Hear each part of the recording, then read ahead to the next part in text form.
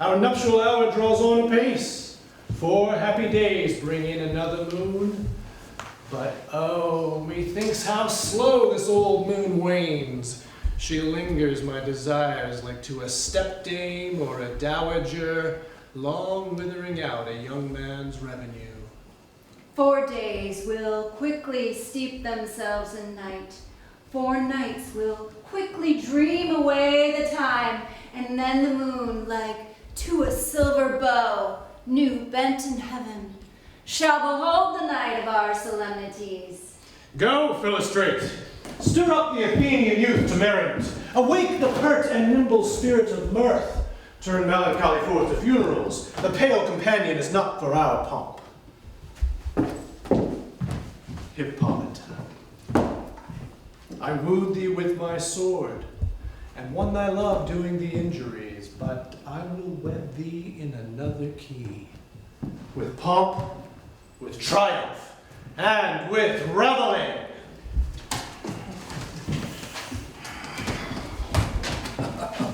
Happy be Theseus, our renowned Duke.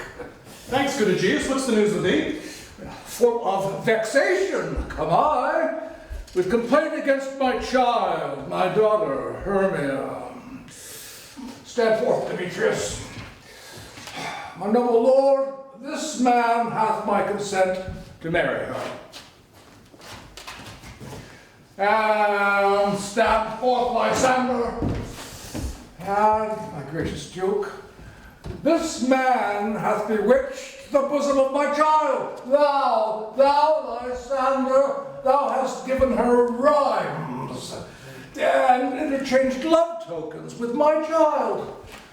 Thou hast by moonlight at her window sung with feigning voice verses of feigning love, and stolen the impression of her fantasy with bracelets of thy hair, rings, gauds, knacks, trifles, conceits, nosegays, sweetmeats, messengers of strong prevailing in unhardened youth. With cunning hast thou filched my daughter's heart, turned her obedience, which is due to me, to stubborn harshness. And, my gracious Duke, be it so, she will not hear before your grace consent to marry with Demetrius. I beg the ancient privilege of Athens. As she is mine, I may dispose of her, which shall be either to this gentleman or to her death, according to our law immediately provided in that case. What say you, fair Hermia? Be advised, fair maid. To you your father should be as a god, one who composed your beauties, yea, and one to whom you are but as a form in wax by him imprinted, and within his power to leave the figure or disfigure it. Demetrius is a worthy gentleman. So is Lysander. In himself he is, but in this kind, wanting your father's voice, the other must be held the worthier. I would my father look but with my eyes. Rather your eyes must with his judgment look. I do entreat your grace to pardon me. I know not by what power I made bold, nor how it may concern my modesty, in such a presence here to plead my thoughts. But I beseech your grace that I may know the worst that may befall me in this case, if I refuse to wed Demetrius. Either to die the death or to abjure forever the society of men. Therefore, fair Hermia, question your desires. Know of your youth. Examine well your blood, whether if you yield not to your father's choice, you can endure the livery of a nun. For I to be in shady cloister mewed, to live a barren sister all your life, chanting faint hymns to the cold, fruitless moon? Thrice blessed they that master so their blood to undergo such maiden pilgrimage. But earthlier happy is the rose distilled, than that which, withering on the virgin thorn, grows, lives, and dies in single blessedness. So will I grow, so live, so die, my lord, ere I will yield my virgin patent up unto his lordship whose unwished yoke my soul consents not to give sovereignty. Take time to pause. And by the next new moon, the sealing day betwixt my love and thee, for everlasting bond of fellowship, Upon that day, either prepare to die for disobedience to your father's will, or else to wed Demetrius as he would, or on Diana's altar to protest for austerity and single life. Relent, sweet Hermia, and Lysander yield. Thy crazy title is my certain right. You have her father's love, Demetrius. Let me have Hermia's. Do you marry him? Oh, scornful Lysander! True, he hath my love, and what is mine, my love shall render him. My lord, she is mine, and all my right of her I do estate unto Demetrius. I am, my lord, as well derived as he, as well possessed. My love is more than his. My fortunes every way as fairly ranked, if not with vantage, as Demetrius. And which is more than all these boasts can be, I am beloved of beauteous Hermia. Why should not I then prosecute my right? Demetrius, I'll avouch it to his head, made love to Netter's daughter Helena, and won her soul, and she, sweet lady, dotes, devoutly dotes in idolatry upon this spotted and inconstant man. I must confess that I have heard so much, and with Demetrius thought to have spoke thereof, but being overfull of self-affairs, my mind did lose it. But Demetrius, come, and come, Aegeus, you shall go with me. I have some private schooling for you both. For you, fair Hermia, look you arm yourself to fit your fancies to your father's will, or else the law of Athens yields you up, which by no means we may extenuate to death, or to a vow of single life. Come, Hippolyta. What cheer, my love? Demetrius and Aegeus, go along. I must employ you in some business against our nuptial, and confer with you of something nearly that concerns yourselves. With duty and desire, we follow you.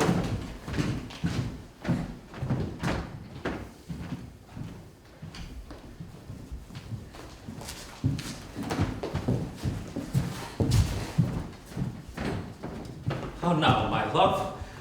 Why is your cheek so pale? How chance the roses there do fade so fast? Belike for want of rain, which I could well pateen them from the tempest of my eyes. Ay me.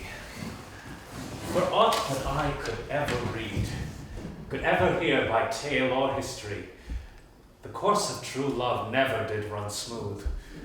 But either it was different in blood, Oh, cross! Too high to be enthralled too low. or else misgrafted in respect of years, Oh, spite! Too old to be engaged too young. or else it stood upon the choice of friends. Oh, hell! To choose love by another's eyes. Or if there were a sympathy in choice, war, death, or sickness did lay siege to it, making it momentary as a sound, swift as a shadow, short as any dream, brief as the lightning in the collied night, that in a spleen unfolds both heaven and earth. But ere a man hath power to say, behold, the jaws of darkness do devour it up. So quick bright things come to confusion. If then true lovers have ever been crossed, it stands as an edict in destiny. So let us teach our trial patience, for it is a customary cross, as true in love as thoughts and dreams and sighs, wishes and tears, poor fancy's followers. A good persuasion. Therefore hear me, Hermia. I have a widow aunt, a dowager of great revenue, and she hath no child. From Athens is her house remote 7 leagues, and she respects me as her only son. There, gentle Hermia, may I marry thee. And to that place the sharp Athenian law cannot pursue us. If thou lovest me, then steal forth thy father's house tomorrow night, and the wood league about the town, where I did meet thee once with Helena to do observance to a mourneth May. There will I stay for thee. My good Lysander, I swear to thee, by Cupid's strongest bow, by his best arrow with a golden head, by the simplicity of Venus's doves, by that which knitteth souls and prospers loves, and by the fire which burned the Carthage queen, while the false Trojan under sail was seen, by all the vows that ever men have broke, in number more than ever women spoke, in that same place thou hast appointed me. Tomorrow, truly, will I meet with thee. Keep promise, love. Look, here comes Helena. Godspeed, fair Helena. Whither away? Call you me fair? That fair again unsay. Demetrius loves your fair. Oh, happy fair. Your eyes are lodestars, and your tongue sweet air more tunable than lark to shepherd's ear, when wheat is green, when hawthorn buds appear. Sickness is catching, over favor so. Yours would I catch, sweet Hermia, ere I go. My ear should catch your voice, my eye your eye. My tongue should catch your tongue's sweet melody. Were the world mine, Demetrius being baited, the rest I give to be to you translated. Teach me how you look, and with what art you sway the motion of Demetrius' heart. I frown upon him, yet he loves me still.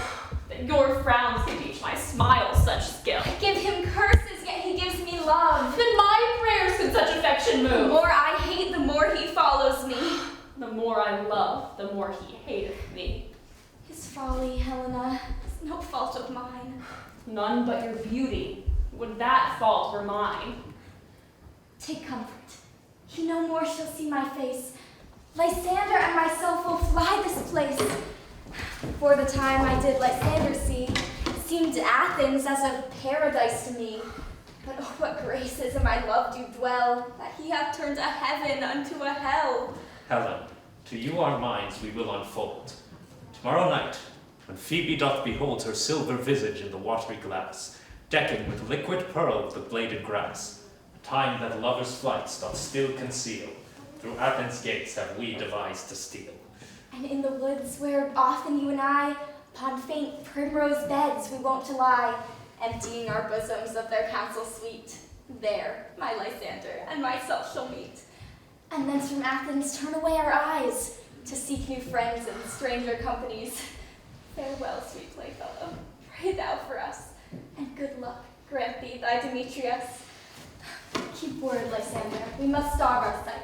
From lover's food till morrow deep midnight. I will, my Hermia.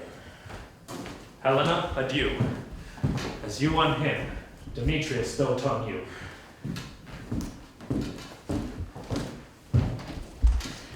How happy some or other some can be.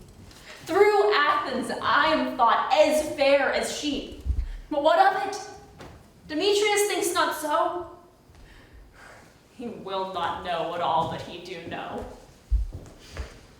And as he errs, doting on Hermia's eyes, so I too, admiring of his qualities. Things base and vile, holding no quantity, love can transpose to form and dignity. Love looks not with the eyes, but with the mind, and therefore is winged Cupid painted blind. Nor hath love's mind of any judgment taste, wings and no eyes, figure unheedy haste. Therefore, is love said to be a child, because in choice he is so oft beguiled. These waggish boys in games themselves forswear, so the boy loves perjured everywhere. For ere he looked on Hermia's eye, he hailed down oaths that he was only mine.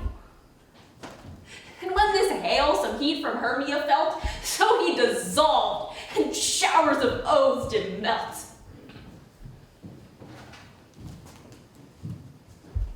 I will go tell him of fair Hermia's flight. Then will he to the wood tomorrow night pursue her.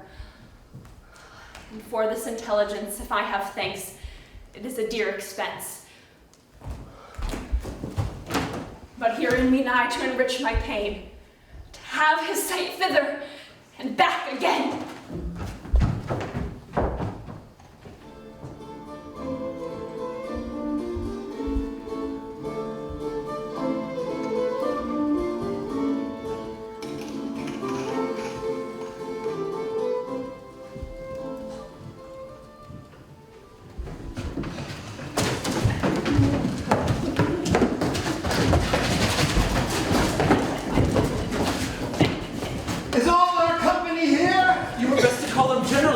my men according to the script. Well, here's the scroll of every man's name which is thought fit through all Athens to play in our interlude before the Duke and the Duchess on his wedding day at night. First, good Peter Quinn, say what the play treats on, then read the names of the actors, and so grow to a point. Mary, our play is the most lamentable comedy and most cruel death of Pyramus and Thisbe. Oh, a very good piece of work, I assure you, and a merry. Now, good Peter Quince, call forth your actors by the scroll. Masters, spread yourselves. Answer as I call you. Nick Bottom the Weaver. Ready. Name what part I am for and proceed. You, Nick Bottom, are set down for Pyramus. What is Pyramus? A lover or a tyrant? A lover that kills himself, most gallant for love. That will add some tears into your performing of it. If I do it, let the audience look to their eyes. I will move storms. I will condole in some measure. To the rest, yet my chief humor is for a tyrant. I can play Hercules rarely or a part to tear a cannon to make all split. Francis. The raging rocks and shivering shocks shall break the locks of prison gates. And Phoebus' car shall shine from far and make and mar the foolish fates. This was lofty. Name the rest of the players. Francis. Oh, this is Hercules' vein, a tyrant's vein, a lover is more condoling. Francis Flute, the bellows mender. Here, Peter Quince. You, Flute, must take Thisbe on you. What is Thisbe? A wandering knight? It is the lady that Pyramus must love. Nay, Faith, let me not play a woman. I have a beard coming. Oh, that's all one. You shall play in a mask, and you may speak as small as you will. And I may face, let me play Thisbe too. I'll speak in a monstrous little voice. Disney. Oh, Pyramus, like Thisbe, dear, lady dear. No. You must play Pyramus and Flute you Thisbe. Well, proceed. Florence, the tailor. Robin, the tailor. Here, Peter Quince. You must play Thisbe's mother. Tom Snout, the tinker. Here, Peter Quince. You, Pyramus's father. Myself, Thisbe's father. Snog, the joiner. You, the lion's part. And I hope here's a play fitted. Have you the lion's part written? Pray you give it me, for I am slow of study. You may do it extempore, for it is nothing but roaring. Oh, let me play the lion too. I will roar that I will do any man's heart good to hear me. I will roar that I will make the Duke say, let him roar again. Let him roar again. And you would do it too terribly that you would fright the Duchess and the ladies that they would shriek and that were enough to hang us all. Hang us all. I would grant you, friends, if we should do it too terribly and fright the ladies out of their wits, they would have no discretion but to hang us. But I will aggravate my voice, so I will roar you as gently as any sucking dove. I will roar you as for any nightingale. You can play no part but Pyramus. For Pyramus is a sweet-faced man, a proper man, as one shall see in a summer's day, a most lovely, gentle man like man. Therefore you must needs play Pyramus.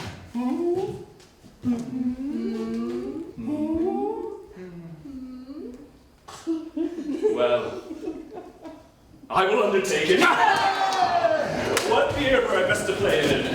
What you will. Oh, I will discharge it in either your straw-colored beard, your orange tawny beard, your purple ingrain beard, or your French crown-colored beard, your perfect yellow. Some of your French crowns have no hair at all, then you'll play it barefaced. But, masters, here are your parts, and I am to entreat you, request you, and desire you to con them by tomorrow night and meet me in the palace wood a mile without the town. There we'll rehearse by moonlight. For if we meet in the city, we'll be dogged with company and our devices known. In the meantime, I'll draw a bill of property such as our play wants.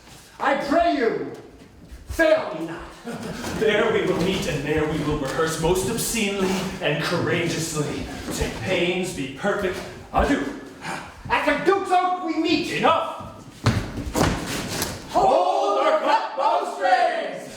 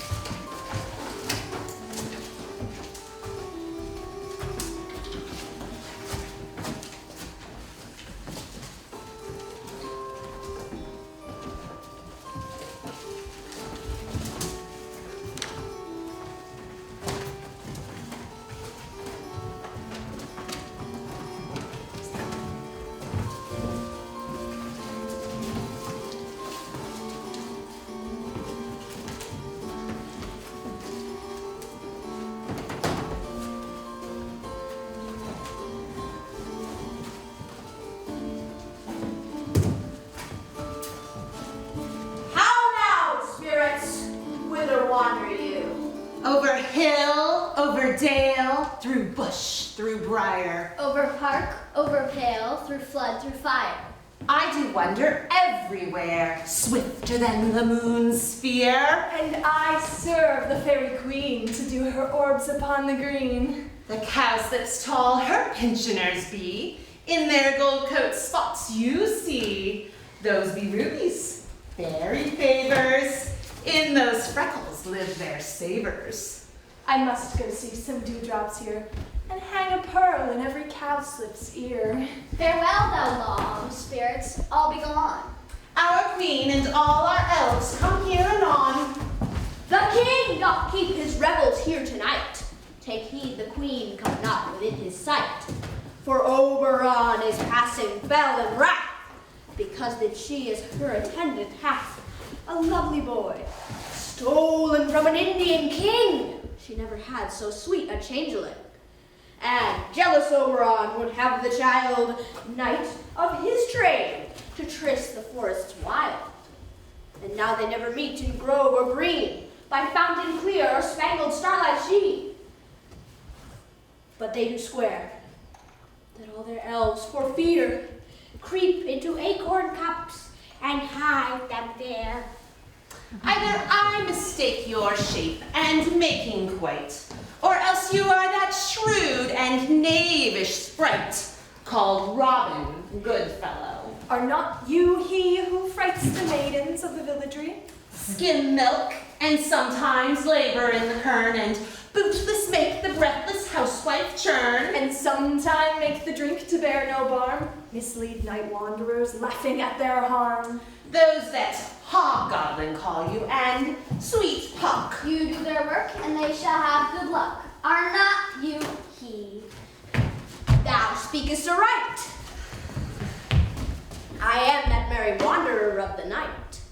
I jest to Oberon and make him smile, when I affect a bean-fed horse beguile, neighing in likeness of a filly foal, and sometime lurk I in a gossip's bowl, in very likeness of a roasted crab, and when she drinks, against her lips I bow, and on her withered dewlap pour the ale, the wisest not, telling the saddest tale. Sometime, for 3-foot stool mistaketh me, then slip I from her bum, down topples she, and Taylor cries and falls into a cough. And then the whole choir hold their hips and laugh, and waxen in their mirth, and need and swear. A merrier hour was never wasted there. But rude fairies, here comes Oberon. Here our mistress, would that he were gone. Ill met by moonlight, proud Titania. What jealous Oberon? Fairy skip hence, I have forsworn his bed and company. Tarry, rash wanton, and not I thy lord. Then I must be thy lady.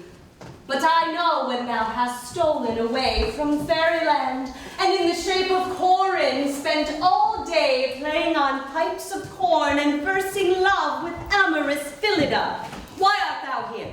Come from the furthest step of India, but that forsooth the bouncing Amazon, your buskin mistress and warrior love, to Theseus must be wedded, and you come to give their bed joy and prosperity. How canst thou, for shame, Titania, glance at my credit with Hippolyta, knowing I know thy love to Theseus? Didst thou not lead him from the glimmering night, from Periguna, whom he ravished, and make him break his faith with Agles, and break it with Ariadne and Antiopa? These are the forgeries of jealousy, and never since middle summer spring met we on hill, in dale, forest or mead, by paved fountain or by rushy brook, or in the beaten margin of the sea, to dance our ringlets to the whistling wind. But with thy brawls thou hast disturbed our sport, and therefore the wind, piping to us in vain, as in revenge, have sucked up from the sea contagious fogs, which falling upon the land hath every pelting river made so proud that they have overborne their continents. The ox hath therefore stretched his yoke in vain, the plowman lost his sweat, and the green corn hath rotted ere his youth attained a beard. The fold stands empty in the drowned field, and crows are fatted with the murrain flock. The 9 men's morris is filled up with mud, and the quaint mazes in the wanton green, for lack of tread, are undistinguishable. The human mortals want their winter here. No night is now with him, nor carol blessed, and therefore the moon, the governess of floods, pale in her anger, washes all the air that rheumatic diseases do abound.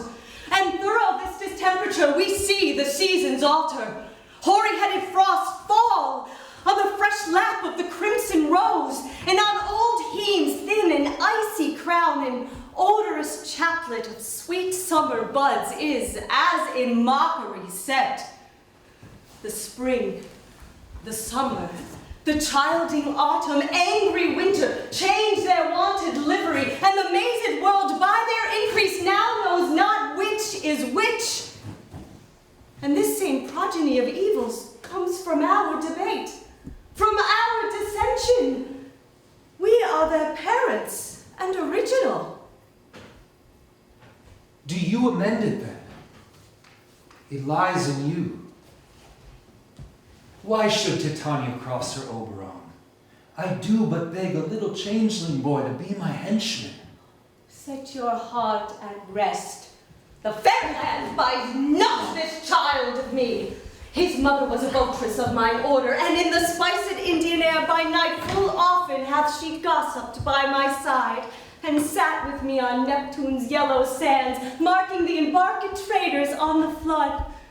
When we have laughed to see the sails conceive, and grow big-bellied with the wanton wind, which she, with pretty and with swimming gait following, her wound then rich with my young squire, would imitate, and sail upon the land to fetch me trifles and return again, as from a voyage rich with merchandise. But she, being mortal of that boy, did die. And for her sake do I rear up her boy, and for her sake I will not part with him. How long within this wood intend you to stay? Perchance till after Theseus's wedding day? If you will patiently dance in our round and watch our moonlight revels, go with us. Or shun me, and I will spare your haunts. Give me the boy, and I will go with thee. Not for thy fairy kingdom! Fairies away! We shall chide down right if I longer stay! Well, go thy way. But thou shalt not from this grove until I torment thee for this injury. Gentle Puck, come hither. Thou rememberest, since once I sat upon a promontory, and heard a mermaid on a dolphin's back, uttering with such dulcet and harmonious breath that the rude sea grew civil at her song, and certain stars shot madly from their spheres to hear the sea maid's music. I remember. That very time I saw, but thou couldst not, flying between the cold moon and the earth, Cupid, all armed. A certain aim he took at a fair vestal throned by the west, and loosed his love shaft smartly from his bow, as it should pierce 100,000 hearts. Yet I might see young Cupid's fiery shaft quenched in the chaste beams of the watery moon, and the imperial votaress passed on. Yet marked I where the bolt of Cupid fell. It fell upon a little western flower, before milk white, now purple with love's wound. Maidens call it love in idleness. Fetch me this flower, this herb I showed thee once. The juice of it on sleeping eyelids laid will make or man or woman madly dote upon the next live creature that it sees. Fetch me this herb, and meet me thou here again ere the Leviathan can swim a league. I'll put a girdle round about the earth in 40 minutes. Having once this flower, I'll watch Titania when she's asleep, and drop the liquor of it in her eyes. The next thing then she waking looks upon, be it on lion, bear, or wolf, or bull, on meddling monkey, or on busy ape, she shall pursue it with the soul of love. And ere I take this charm from of her sight, as I can take it with another herb, I will make her render up her page to me. But who goes here? I am invisible, and I will overhear their conference. I love thee not, therefore pursue me not. Where is Lysander and fair Hermia? One will stay, the other slayeth me. Thou toldst me they had stolen into this wood. And here am I, and wood within this wood, because it cannot meet my Hermia. Hence, get thee gone, follow me no more. You draw me, you hard-hearted adamant, and yet you draw not iron, for my heart is true as steel. Leave you your power to draw, and I shall have no power to follow you. Do I entice you? Do I speak you fair? Or do I not? Plain as truth, tell you, I do not, nor cannot love you. Even for that do I love you the more. Take this. I am your spaniel. The more you beat me, the more I fawn on you. Use me but as your spaniel. Spurn me, strike me, neglect me, lose me. Only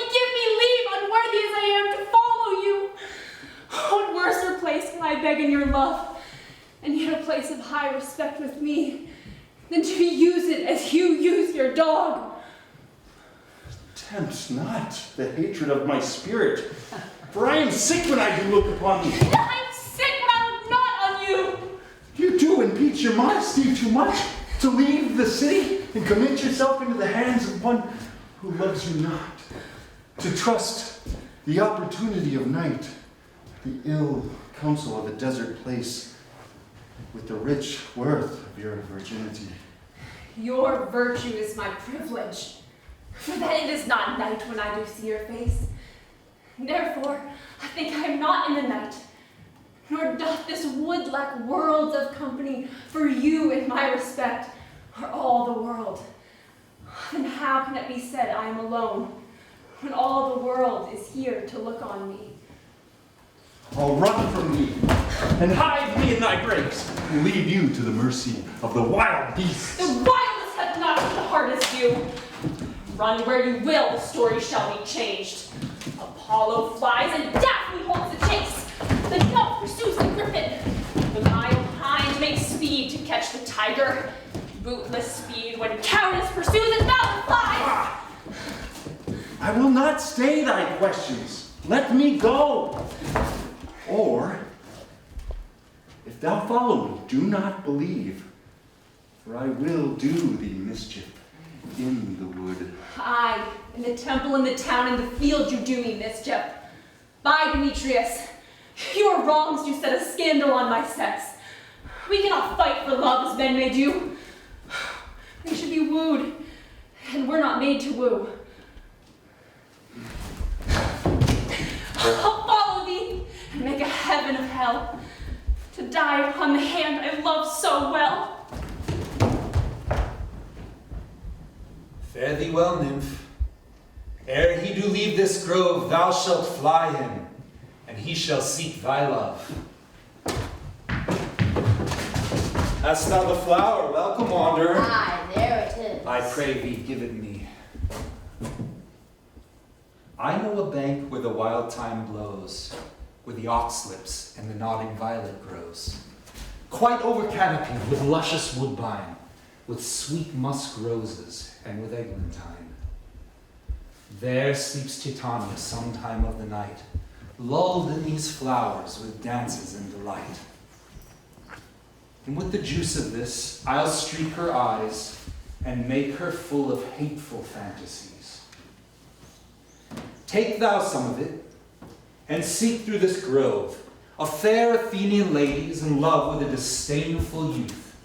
Anoint his eyes, but do it when the next thing he espies may be the lady.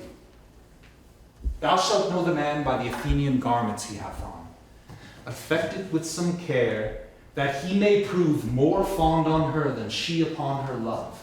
And look thou meet me ere the first cock crow. Fear not, my lord, your servant shall do so. Come, now a roundel and a fairy song. Then, for the third part of a minute, hence. Some to kill cankers in the musk rose buds. Some war with riri mice for their leathern wings to make my small elves coats. And some keep back the clamorous owl that nightly hoots and wonders at our quaint spirits.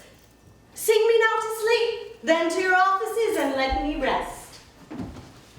You spotted snake with double tongue, thorny hedgehog, be not seen. Newts and blind worms do no wrong. Come not near our fairy queen. Philomel with melody, Singing our sweet lullaby. La la la la lullaby. La la la la lullaby.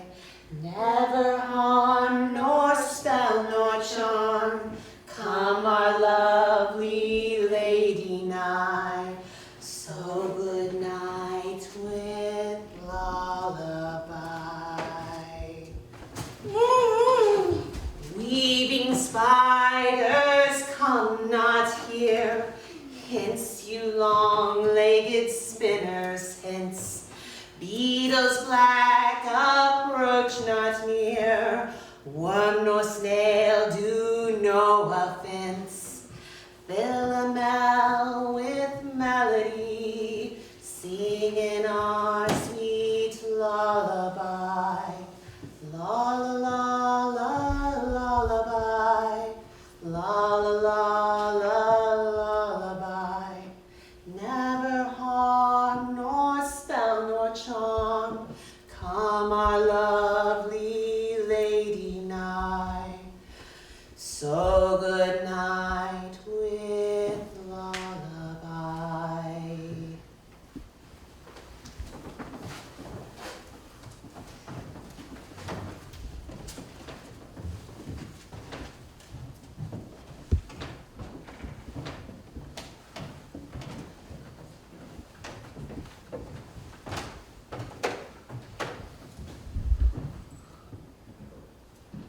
What thou seest when thou dost wake, do it for thy true love take.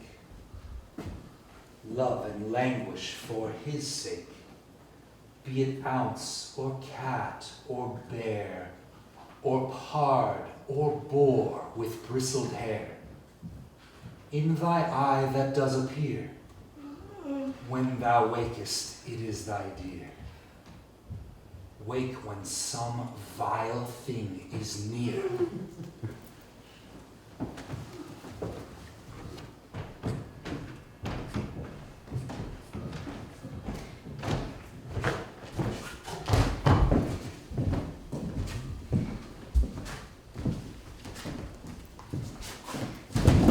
Fair love, you faint with wandering in the wood.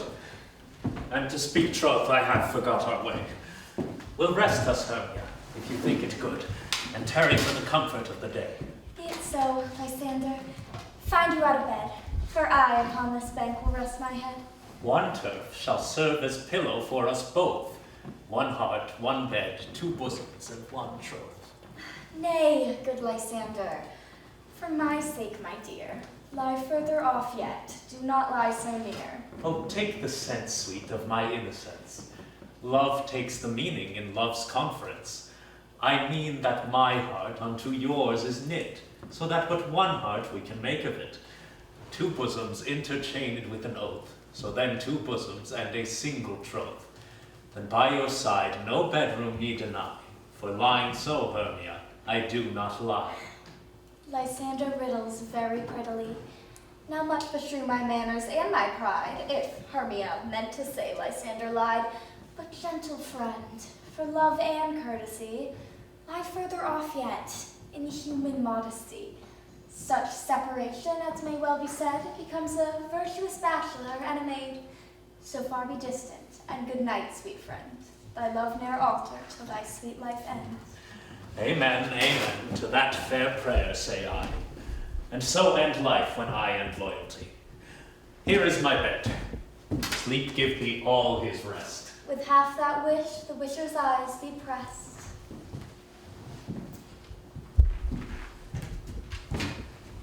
Through the forest have I gone, but Athenian found I none, on whose eyes I might approve this flower's force in stirring love. Night and silence, who is here? Weeds of Athens he doth wear. This is he my master said despised the Athenian maid. And here the maiden, sleeping sound, on the dank and dirty ground. Pretty soul, she durst not lie near this lack love, this kill courtesy. Churl, upon thy eyes I throw all the power this charm doth owe. So awake when I am gone, for I must now to Oberon.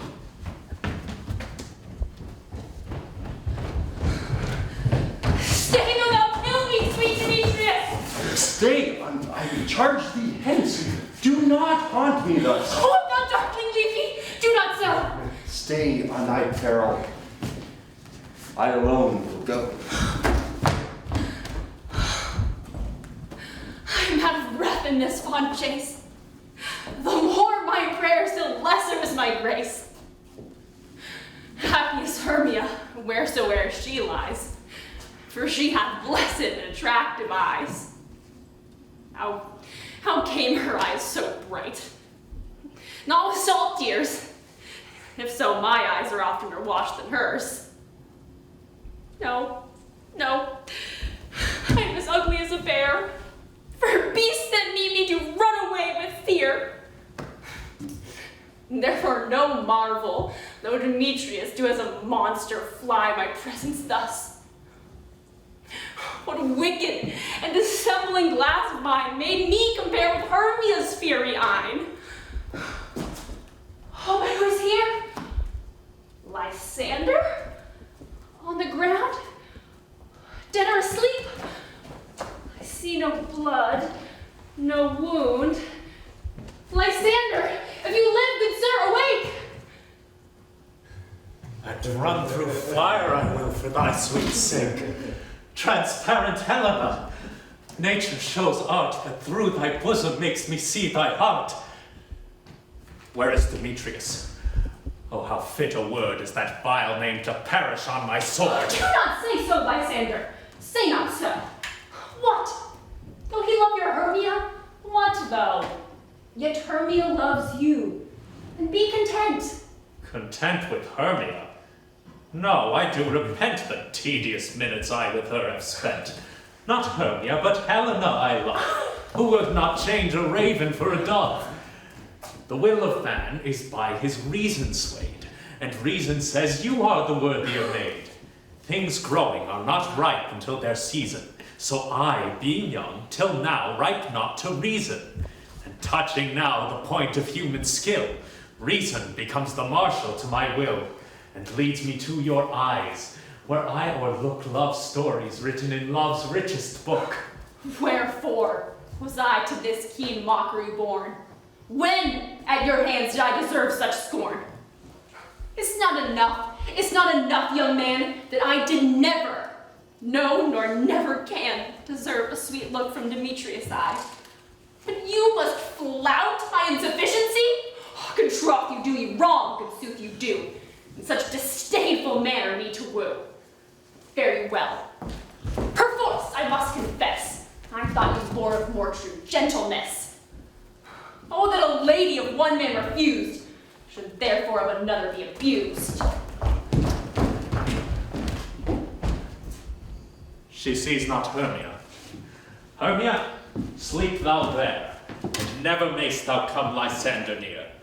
For as the surfeit of the sweetest things the deepest loathing to the stomach brings, or as the heresies that men do leave are hated most of those they did deceive, so thou, my surfeit and my heresy, of all be hated, but the most of me.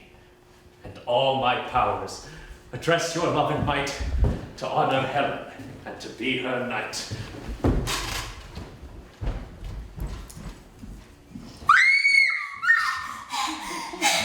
Help me, Lysander, help me!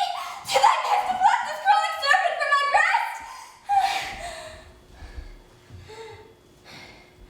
Ah me, for pity, what dream was here? Lysander, look how I do quake with fear. Methought a serpent ate my heart away, and you sat smiling at his cruel play. Lysander? What? Removed? Lysander, Lord! What? Out of hearing? Gone? No sound? No word? Alas, where are you? Speak, and if you hear, speak of all loves. I swoon almost with fear. No? Well, then I perceive you are not nigh. Either death or you I find immediately.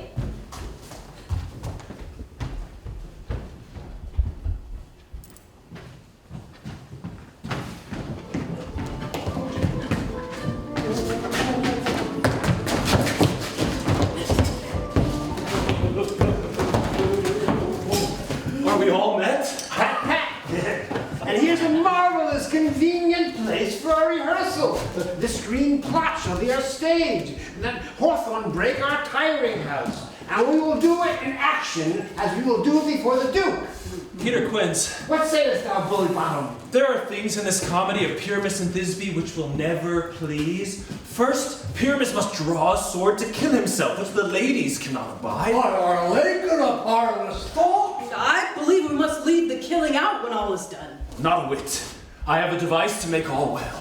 Write me a prologue, and let the prologue seem to say, we will do no harm with our swords, and that Pyramus is not killed indeed. And for the more better assurance, tell him that I, Pyramus, am not Pyramus, but Bottom the Weaver. This will put them out of fear.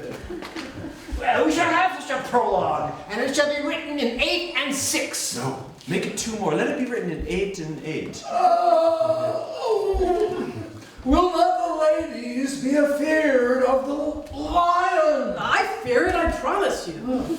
Masters, you ought to consider with yourselves to bring in God's shield us a lion amongst ladies is a most dreadful thing, for there is not a more fearful wildfowl than your lion living, and you ought to look to it. Therefore, another prologue must tell, he is not a lion. Nay, you must name his name, and half his face must be seen through, and he must speak through the lion's neck, saying thus, or to the same defect, ladies, or fair ladies, I would wish you, or I would request you, or I would entreat you, not to fear, not to tremble, my life for yours. You think I come hither as a lion, to pity on my life? No. No. I am a man as other men are. I am a man as other men are. And there let him name his name and tell him plainly he is Snug the Joiner. I am Snug the Joiner. Well, it shall be so. But there is 2 hard things. That is, to bring moonlight into a chamber, for you know Pyramus and Thisbe meet by moonlight. Whoa. Doth the moon shine that night we play our play? Oh, a calendar, look in the almanac, find out moonshine. Yes, it does shine that night. Why, may then you leave a casement at the great chamber window where we play open, and the moon may shine in at the casement. Aye, or else one must come in with a bush of thorn and a lantern and say he comes to disfigure or present the person of moonshine. Then there's another thing. We must have a wall in the great chamber. For Pyramus and Thisbe, as the story goes, to talk through a chink of a wall. Oh, you can never bring in a wall. What say you, Bottom? Some man or other must present wall, and let him have some plaster or some loam or some rough cast about him to signify wall, and let him hold his fingers thus, and through that cranny may Pyramus and Thisbe whisper. Well, if that may be, then all is well. Well, come, sit down, every mother's son, and rehearse your parts. Pyramus, you begin. When you have finished your speech, enter into that break, and so everyone according to his cue. What help and homespuns have we swaggering here, so near the cradle of the fairy queen? What, a play toward? I'll be an auditor. An actor too, perhaps, if I see cause. Speak, Pyramus. Thisbe, stand forth. Thisbe, the flowers of odious savors sweet. Odors, Odors, savors sweet, so hath thy breath, my dearest Thisbe dear. But hark, I see a voice. Hey! Stay thou but here a while, and by I will to thee appear. A stranger Pyramus than e'er played here. Must I speak now? Aye, marry must you, for you must understand he goes but to see a noise he heard, and is to come again. Most radiant. Most radiant Pyramus, most lily white of hue, of color like the red rose on triumphant briar, most bristly, juvenile, unique, most lovely jewel, as true as truest horse that yet would never tire, I'll meet thee, Pyramus, in Ninny's tomb. not say that yet. That you answer to Pyramus. You speak all your part at once, cues and all. Enter, Pyramus, your cue is past. It is never tire. Oh. As truest horse that yet would never tire. If I were fair, Thetis. Oh, monstrous! Oh, strange! We are haunted! Pray, masters, fly! Masters! Fly! Help! I'll follow you. I'll lead you about around. Through bog, through wood, through brake, through briar. Sometime a horse I'll be, sometime a hound. A hog, a headless mare, sometime a fire. A day in front of dark and roar and burn. Like horse, hound, hog, bear fire at every turn. Why do they run away? Oh, this is a knavery of them to make me afeared. Oh, boggle, thou art changed. What do I see on thee? What do you see? You see an asset of your own, do you? Lusty, boggle, lusty, thou art translated. I see their knavery. Well, this is to make an ass of me, to frighten me if they could. But I will not stir from this place, do what they can. I will walk up and down here, and I will sing. And they will hear that I am not afraid.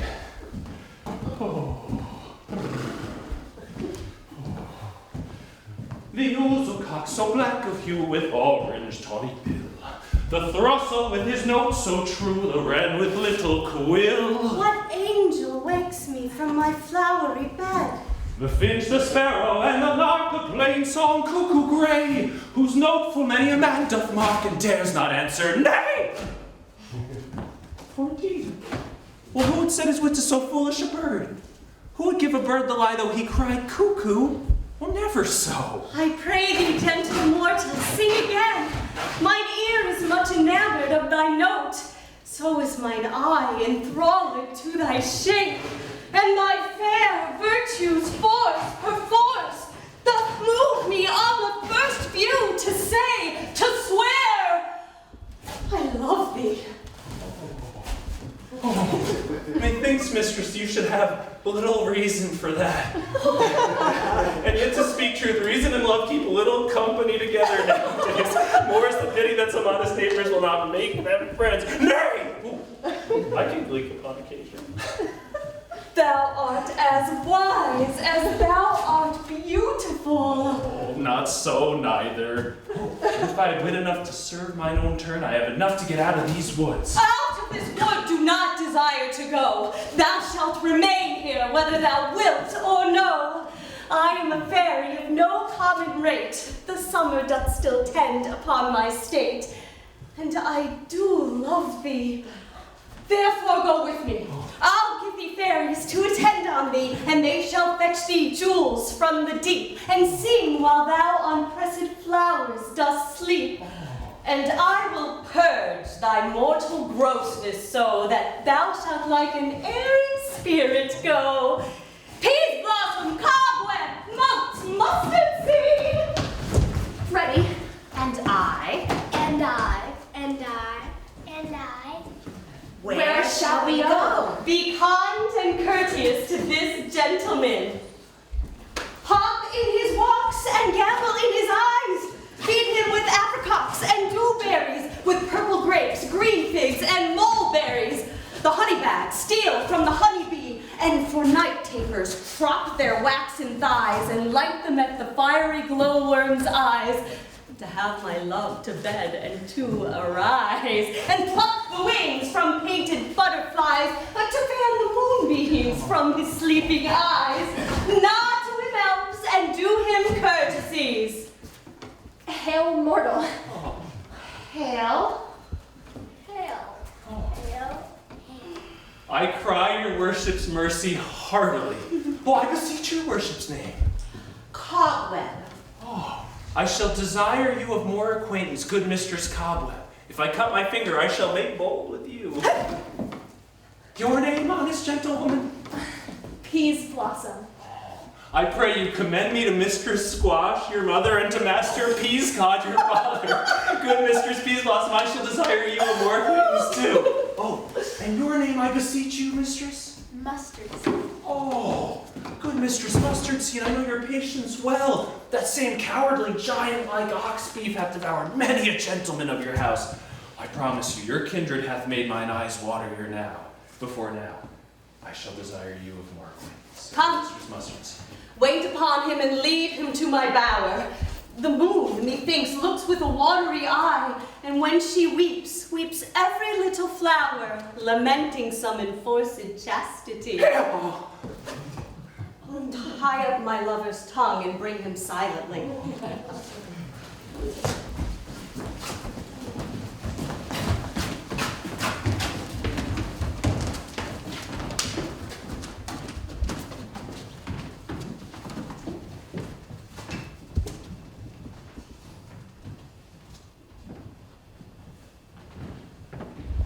I wonder if Titania be awaked.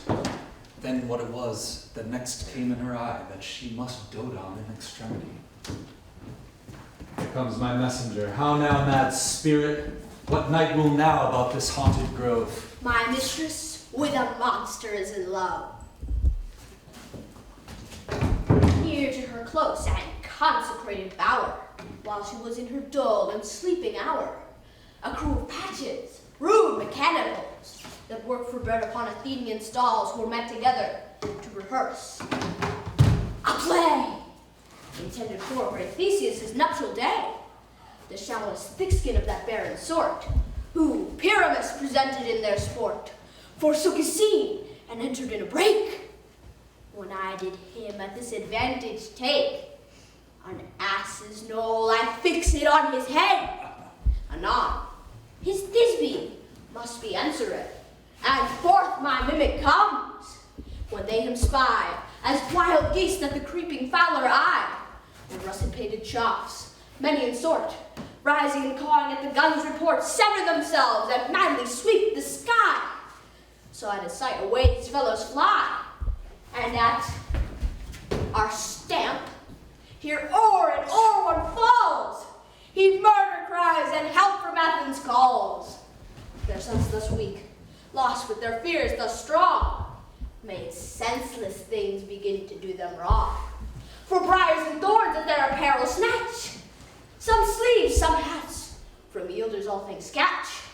I led them on in this distracted fear, and left sweet Pyramus translated there. When in that moment, so it came to pass, Titania waked and straightway loved an ass. This falls out better than I could devise. But hast thou yet latched the Athenian's eyes with love juice, as I bid thee do?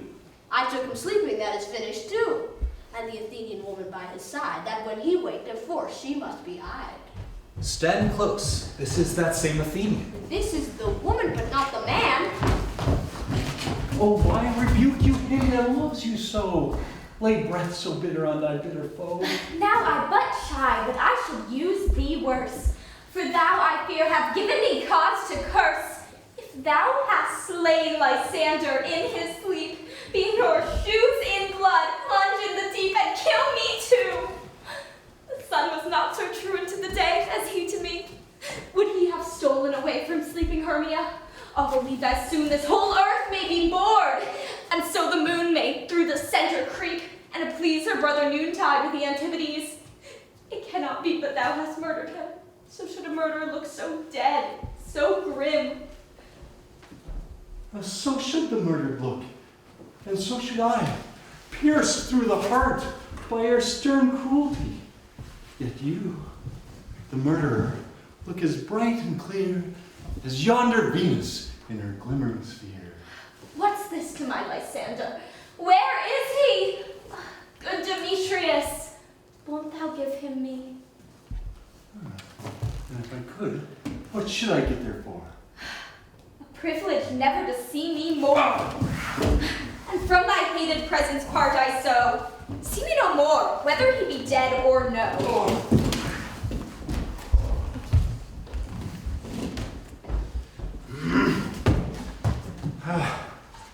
There is no following her in this fierce vein.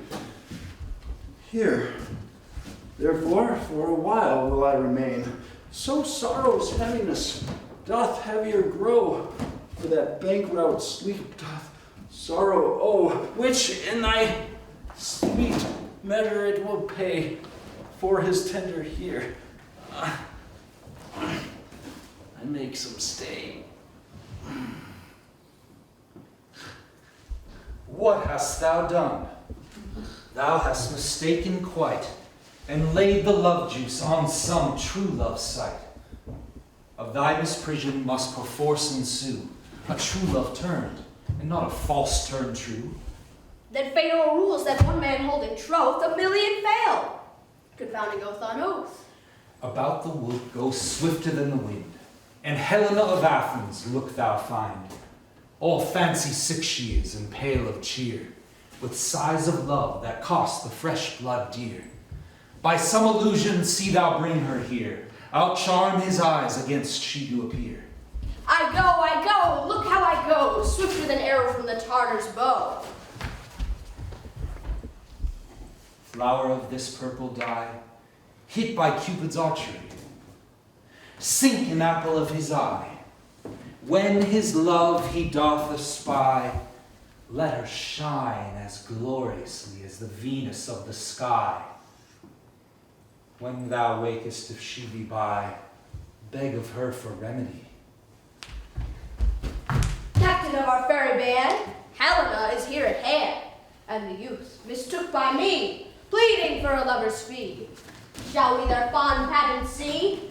Lord, what fools these mortals be! Stand aside. The noise they make may cause Demetrius to awake. Then will two at once woo one, that must needs be sport alone. And those things do best please me that befall preposterously. Why should you think that I should woo in scorn? Scorn and derision never come in tears. Look, when I vow, I weep, and vows so born in their nativity all truth appears. How can these things in me seem scorn to you, bearing the badge of faith to prove them true? You do advance your cunning more and more.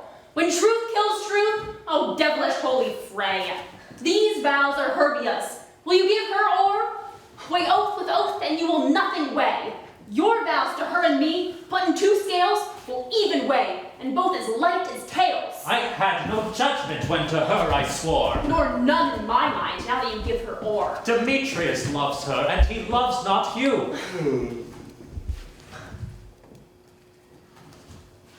Oh, Helen, goddess, nymph, divine. Oh, to what, my love, shall I compare thine eye? Crystal is muddy.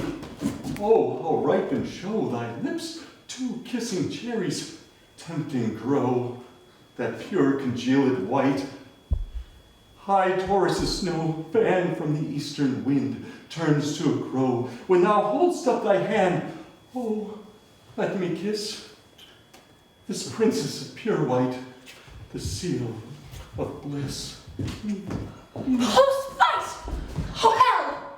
I see you all are bent to set against me for your merriment. If you were civil and knew courtesy, you would not do me thus much injury. Can you not hate me, as I know you do? Must you join souls to mock me too? If you were men, as men you are in show, you would not use a gentle lady so, to vow and swear and super praise my parts. I'm sure you do hate me with your hearts. You are both rivals that love Hermia, and now both rivals to mock Helena. Trim exploit, a manly enterprise, conjure tears in a poor maid's eye with your derision. Not of noble sort would so offend a virgin, and extort a poor soul's patience, all to make you sport. You are unkind, Demetrius. Be not so. For you love Hermia. This you know, I know. And here, with all goodwill, with all my heart, in Hermia's love I yield you up my part, and yours of Helena to me a bequeath, whom I do love, and will do till my death. Never did mockers waste more idle breath. Lysander, you keep thy Hermia, I will none. If ever I loved her, all that love is gone. My heart to her was as guest-wise sojourned, and now to Helen is it home returned. there to remain. Helen, it is not so. Disparage thy faith, thou dost not know, lest to thy peril abide it, dear. Look where yonder comes, yonder is thy dear. Dark night that from the eye his function takes, the ear more quick of apprehension makes, wherein it doth impair the seeing sense, pays the hearing double recompense. It is not by mine eye Lysander found, mine ear, I thank it, brought me to thy sound. But why unkindly didst thou leave me so? Why should he stay whom love doth press to go? What love could press Lysander from my side? Lysander's love, that would not let him bide. Fair Helena, who more engilds the night than all yon fiery O's and eyes of light. Why seek'st thou me? Could not this make thee know? The hate I bear thee made me leave thee so. You speak not as you think, it cannot be. Lo, she is one of this confederacy. Now I perceive they have conjoined all three to fashion this false sport in spite of me. Injurious Hermia, most ungrateful maid, have you conspired? Have you and these contrived to bait me with this foul derision? Oh, is all the counsel that we have shared, the sisters' vows, the hours that we have spent when we have chid the hasty-footed time for parting us, oh, is all forgot? All school days friendship, childhood innocence. We, Hermia, like two artificial gods, have created with our needles both one flower, both on one sampler, sitting on one cushion, as if our hands, sides, voices, and minds had been incorporate. So we grew together, like to a double cherry, seeming parted, but yet a union in partition. Two lovely berries molded on a single stem. So with two seeming bodies, but one heart. Two of the first, like coats in heraldry, due but to one, and crowned with one crest.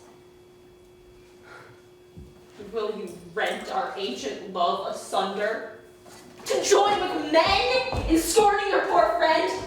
It is not friendly, 'tis not maidenly. Our sex, as well as I, may chide you for it, though I alone do feel the injury. I'm amazed at your words. I scorn you not. It seems you scorn me. Have you not set Lysander, as in scorn, to follow me and praise my eyes and face, and make your other love Demetrius, who even but now did spurn you with his foot? To call me goddess, nymph, divine, rare, precious, celestial. Wherefore speaks he thus to her he hates? And wherefore doth Lysander deny your love, so rich within his soul, and tender me forsooth affection, but by your setting on, by your consent? What? Though I be not so in grace as you, so hung upon with love so fortunate, but miserable most to love unloved, as you should pity rather than despise. I understand not what you mean by this. I do. Persever, counterfeit sad looks, make mouths upon me when I turn my back, wink at each other, hold the sweet jest up. This sport, well carried, shall be chronicled. If you had any petty grace or manners, you would not make me such an argument. Fare you well.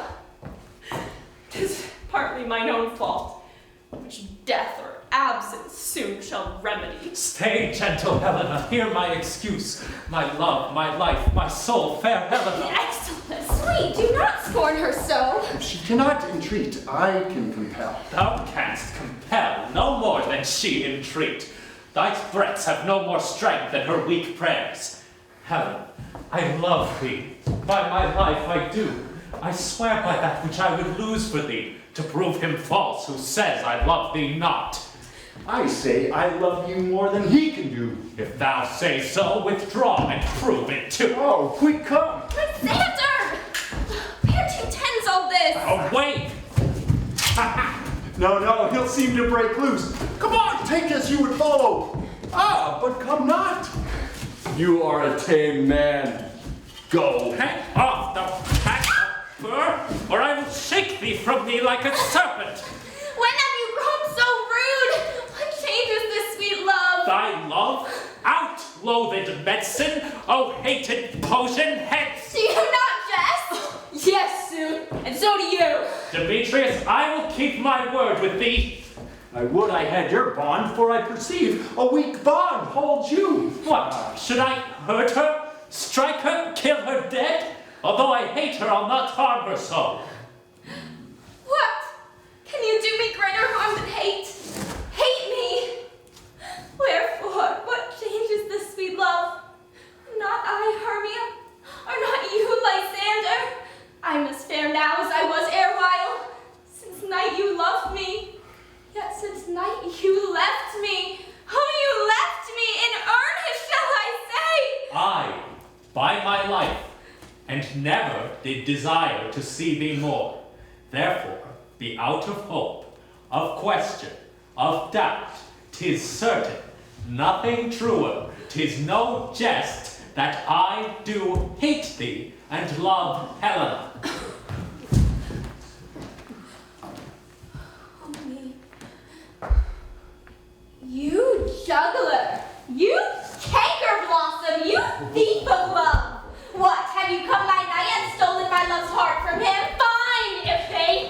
Have you no modesty, no maiden shame, no touch of bashfulness? What? Will you tear impatient answers to my gentle tongue? Fie, you counterfeit, you puppet, you! Puppet? Aye, that way goes the game. Now I perceive that she hath made compare between our statures. She hath urged her height, and with her personage, her tall personage, her height forsooth, she hath prevailed with him. And are you grown so high in his esteem because I am so low? How low am I, thou painted maple? Speak! How low am I? I'm not yet so low that my dance cannot reach it tonight. Ah! You're afraid that you harm me till let her not harm me. I was never cursed. I have no gift in all its shrewishness. I am a great maid for my cowardice. Let her not strike me. You perhaps may think, because she is something lower than myself, that I can match her. Lower? Hermia, do not be so bitter with me. I ever more did love you than ever keep your counsel. Never wronged you. David, Mama to Demetrius, I told him of your stealth into this wood. He followed you. For love I followed him. But he hath chid me hence, and threatened me, to spurn me, strike me, nay, to kill me too. And now, you will let me quiet go. To Athens will I bear my folly back and follow you no further. Let me go. You see how simple and how fond I am. Why get you gone? Who is it that hinders you? Foolish heart that I leave here behind. What? With Lysander? Demetrius? Be not afraid, she shall not harm thee, Helena. No, sir, she shall not. Will you take her part? When she is angry, she is keen and shrewd. She was a vixen when she went to school, and though she be but little, she is fierce. Little? Nothing but low and little. Why will you suffer her to call me thus? Let me come to her. Get you, you minimus, a hindering not brass maid, you bead, you acorn. You are too officious in her behalf that scorns your services. Let her go. Speak not her part. Lay not to Helena. Or, if thou dost intend, never so show little love to her. Thou shalt abide it. Now she holds me not. Now follow, if thou darest. Try whose right, of mine or thine, is most in Helena. Follow! Nay, I'll go with thee, cheek by jowl. You, mistress, all this coil is long of you. Nay, you're not bad. I will not trust you, nor longer stay in your cursed company. Your hands and mine are quicker for a fray. My legs are the longer, though, to run away. I am amazed. I know not what to say.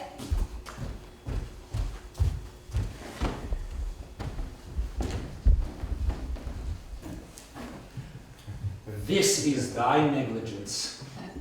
Still thou mistakest, or else committest thy knaveries willfully?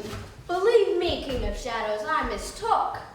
Did you not tell me I should know the man by the Athenian garments he hath on? And so far blameless proves my enterprise, that I have anointed an Athenian's eye. And thus far am I glad it did so sort, as this their jangling I esteem a sport. Thou seest these lovers seek a place to fight. High therefore, Robin, and overcast the night. The starry welkin cover thou anon, with drooping fog as black as Acheron. And lead these testy rivals so astray, as one come not within another's way. Like to Lysander, sometimes frame thy tongue, then stir Demetrius up with bitter wrong. Sometimes rail thou like Demetrius, and from each other look thou lead them thus, till o'er their brow death counterfeiting sleep, with leaden legs and batty wings doth creep.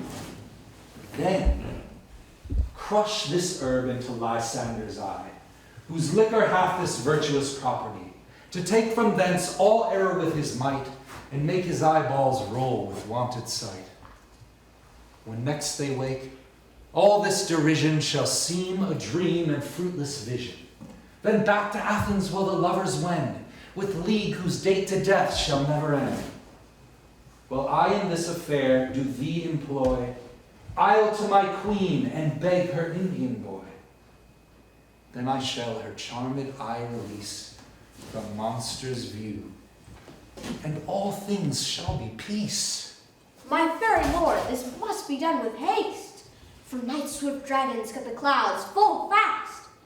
And yonder shines Aurora's harbinger, at whose approach ghosts wandering here and there troop home to churchyards.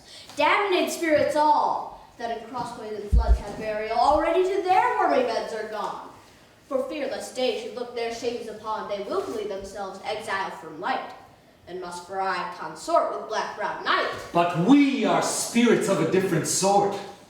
I with the morning's love hath oft made sport, and like a forester the groves may tread, until the eastern gate all fiery red, opening on Neptune's fair blessed beams, turns to yellow gold her salt green streams. But notwithstanding haste, make no delay, we shall effect this business yet ere day. Up and down, I would lead them up and down. I am feared in field and town, goblin lead them up and down.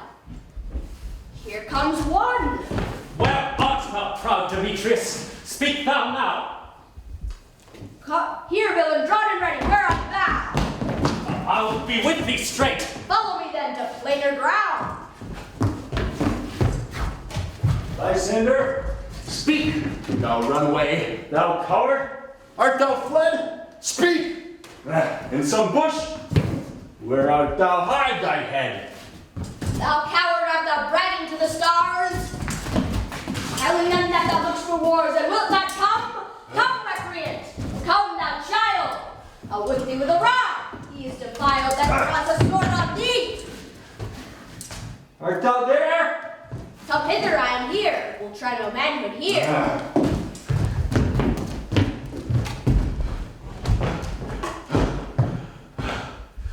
He goes before me and still tears me on. When I come where he calls, then he is gone. The villain is much lighter heeled than I.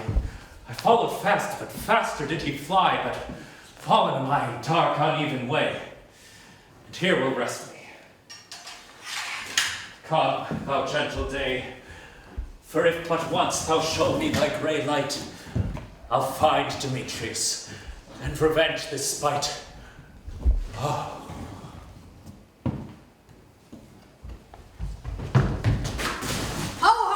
Coward, why comest thou not?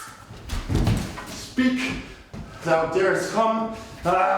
Speak, Lysander. Come hither, I am here. Thou mockest me. Thou shalt buy this deer, if ever I thy face in daylight see. Art thou there? Come hither, I am here. Nay, go thy way. faintness constraineth me to measure up my length on this cold bed. By day's approach, look to be visited. O weary night, O long and tedious night, abate thy hours. Shine comforts from the east, that I may back to Athens by daylight, from these that my poor company detest. And sleep, that sometimes shuts up sorrow's eye, steal me a while from my known company. Yet but three, come one more. Two of both kinds makes up four. Here she comes, cursed and sad. Cupid is a knavish lad, thus to make poor females mad.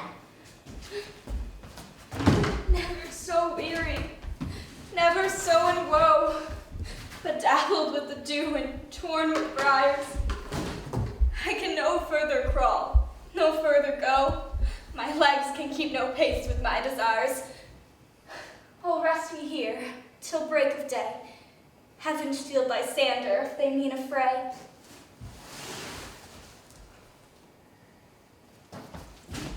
On the ground, sleep sound. I'll apply to your eye, gentle lover, remedy. When thou wakest, thou takest true delight in the sight of thy former lady's eye. And in the country proverb known that every man should take his own, in your waking shall be shown. Jack shall have Jill, naught shall go ill. The man shall have his mare again, and all shall be well.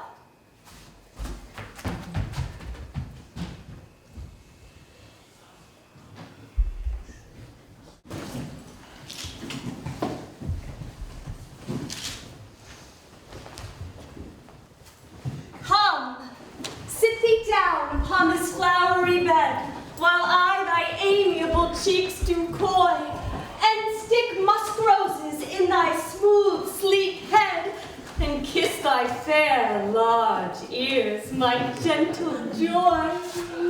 Oh. Where's Peas Blossom? Ready? Scratch my head, Peas Blossom. Where's Mademoiselle Cobweb? Ready? Mademoiselle Cobweb, good Mademoiselle, get you your weapons in your hands and kill me a red-hipped humblebee on top of a thistle. And bring me the honey bag. Do not fret yourself too much in the action, good Mademoiselle, and good Mademoiselle, have a care the honey bag break not. Why, I would be loath to have you overflown with the honey bag, Signora. Where's Mistress Mustard Seed? Ready? Give me your neath, Mistress Mustard Seed. Pray you leave your courtesies, good mistress. What's your will? Nothing but to help Cavallari Cobweb to scratch. Oh, I must to the barber's, good mistress, for methinks I am marvels hairy about the face. And I am such a tender ass. If my hair do but tickle me, I must scratch. What, wilt thou hear some music, sweet love? I have a reasonable good ear in music. Let's have the tongs and the bones. Say, sweet love, what thou desirest to eat. Oh, truly, a peck of provender. Oh, I could munch your good dry oats. Methinks I have a great desire to a bottle of hay. Good hay, sweet hay, hath no fellow. I have a venturous fairy that shall seek the squirrel's hoard and fetch thee new nuts. I should rather have a handful or two of dried peas. But I pray you, oh, let none of your people stir me. I have an exposition of sleep come upon me. Sleep thou, and I will wind thee in my arms. Fairies be gone, and be always away. So doth the woodbine the sweet honeysuckle gently entwists, the female ivy so enrings the barky fingers of the elm. Oh, how I love thee, how I dote on thee.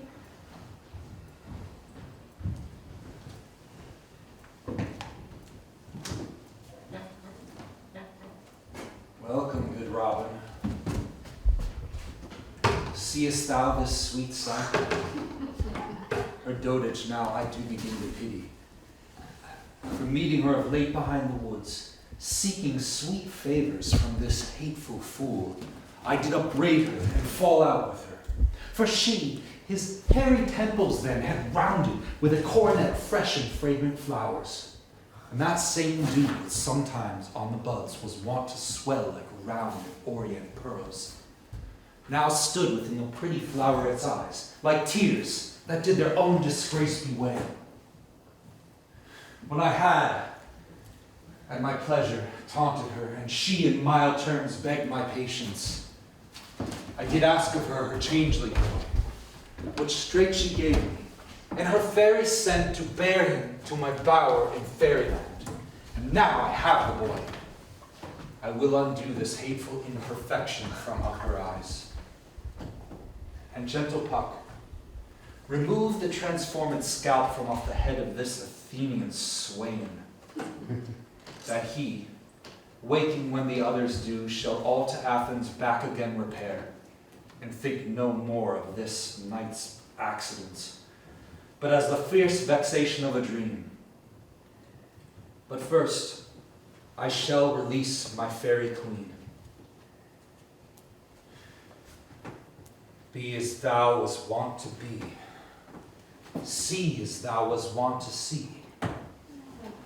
Dian's bud or Cupid's flower hath such force and blessed power. Now, my Titania, wake you, my sweet queen. My Oberon, what visions have I seen? Methought I was enamored of an ass. There lies your love. How came these things to pass? Oh, how mine eyes do loathe his visage now. Silence a while. Robin, take off his head. Titania, music call. Music. Oh, music, such as charmed sleep. Now when thou wakest, with thine own fool's eyes peep. Sound music. Come, my queen, take hands with me, and rock the ground whereupon these sleepers be. Now thou and I are new in amity, and will tomorrow midnight solemnly dance in Duke Theseus's house triumphantly. And blessed to all fair prosperity, there shall the pairs of faithful lovers be wed, with Theseus all in jollity. Fairy king attended mock, I'd appear the morning lark. Now, my queen, in silence sad, trip we after the night's shade.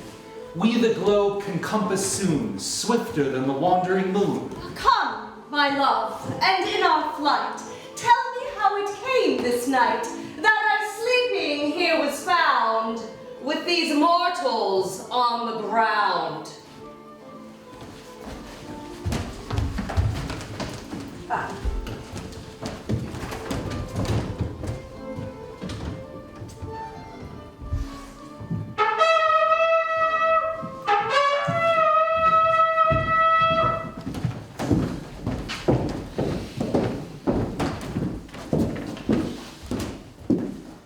Go, one of you, and find out the forester, for now our observation is performed. And since we have the wayward of the day, my love shall hear the music of my hounds. Uncouple in the western valley, let them go. Dispatch her, saying, find the forester. We will, fair queen, up to the mountain's top, and mark the musical confusion of hounds and echo in conjunction. I was with Hercules and Cadmus once, when, in a wood of Crete, they bayed the bear with hounds of Sparta. Never did I hear such gallant chiding, for besides the groves, the skies, the fountains, every region near seemed all one mutual cry. I never heard so musical a discord, such sweet thunder. My hounds are bred of the Spartan kind, so flued, so sanded, and their heads are hung with ears that sweep away the morning dew. Crook-kneed and dewlap like Thessalian bulls, slow in pursuit, but matched in mouth like bells, each under each. A cry more tunable was never hollowed to in Crete, in Sparta, nor in Thessaly. Judge when you hear. But soft, what nymphs are these? Lord, this is my daughter lying here, and this Lysander is, this Demetrius, this Helen, old Neda's Helena. I wonder if they're being here together. No doubt they rose up early to observe the rite of May, and hearing our intent, came here in grace of our solemnity. But speak, Aegeus, is not this the day that Hermia should give answer of her choice? It is, my lord. Go bid the huntsmen wake them with their horns.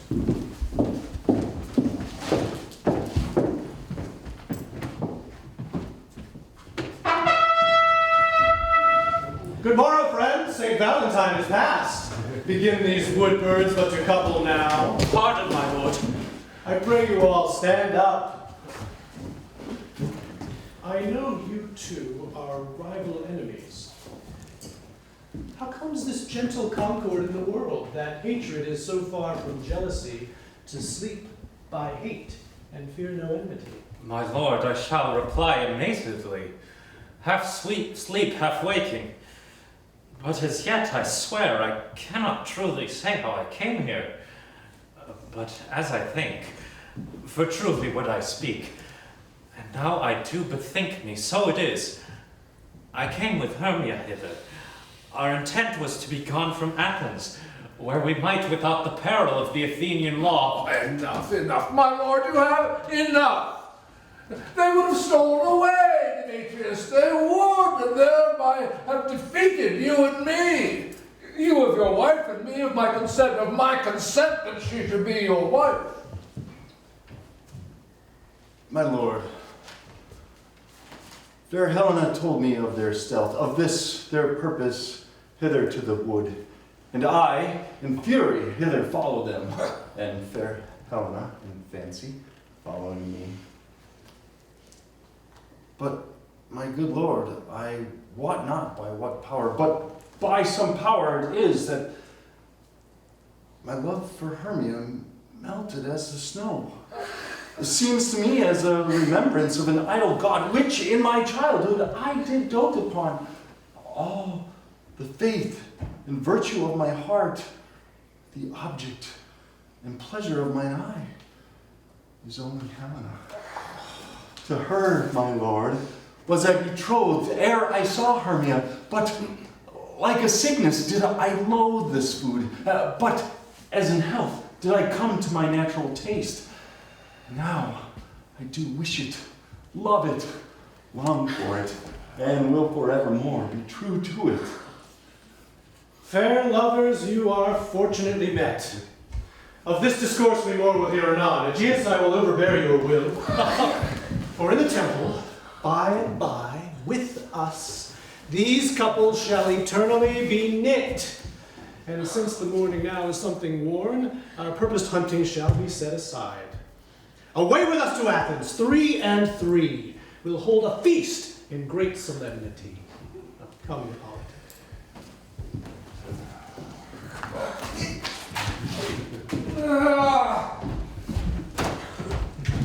These things seem small and indistinguishable, like far-off mountains turned into clouds.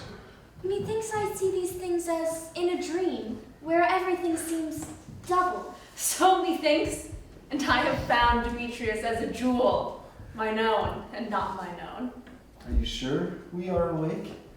It seems that as we sleep, we dream. Does not you think the Duke was here and bid us follow him? Yea, and my father. And Hippolyta. And he did bid us follow to the temple. Then we are awake, and we should follow him. And by the way, let us recount our dreams. When my cue comes, call and I will answer. My next is most fair Pyramus.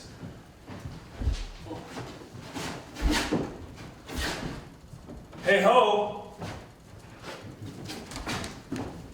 Peter Quince! bellows mender? Snout the tinker?